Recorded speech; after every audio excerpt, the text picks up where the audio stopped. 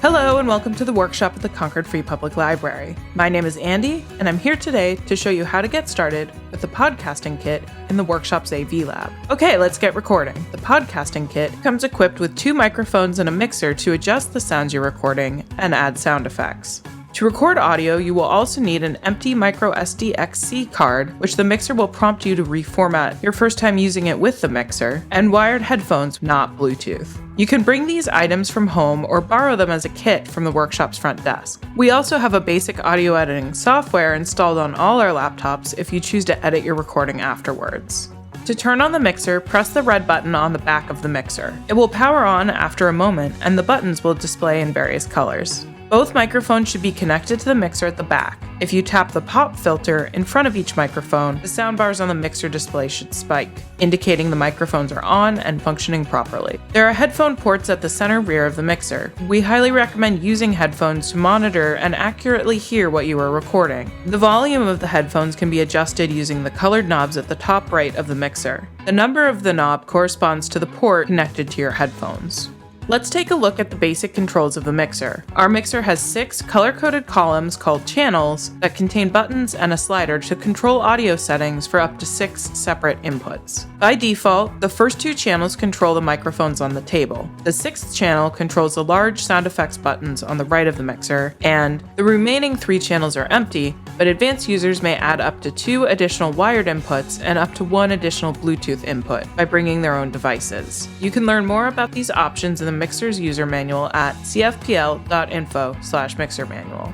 The slider on each channel controls the volume of the output, and the red mute button mutes the input selected and temporarily removes it from the recording until it is unmuted.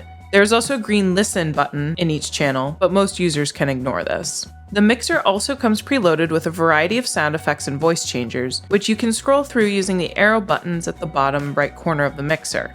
To use a sound effect or apply a voice changer, simply tap the color-coded button. The button correlates with the effect listed on the right-hand side of the mixer screen display. Advanced users can upload their own effects or jingles using the instructions in the user manual. We're almost ready to start recording, but first you'll want to test out the microphone sensitivity settings. This is called checking levels. Try speaking into each microphone you intend to use from a comfortable position. We recommend describing what you had for breakfast this morning. As you speak, take a look at the soundbars on the mixer screen. The soundbar should spike into the ideal range close to the 0 decibels mark. The soundbar should be green with occasional yellow spikes. If you see red spikes, the volume is too high, and if you only see green spikes, it's probably too low. In either case, you'll want to adjust the volume on the microphone. This is called gain in audio engineering speak, by tapping the color-coded button at the top of the microphone channel controls. You can now adjust the gain using the knob control to the right side of the screen. Once you've tested each of your input levels, insert your micro SD card into the back of the mixer. You may be prompted to reformat your SD card, which is required to use this tool. If you reformat your SD card, the files that you currently have on your SD card will be deleted. To start recording, press and hold the green record button in the top left of the mixer. A timer should start to indicate that you've begun recording. To stop recording, press the button again. This will pause the recording, at which point you can hold the button to stop recording and remove your SD card, or tap it to start recording again. And that's it, you're a bona fide recording artist.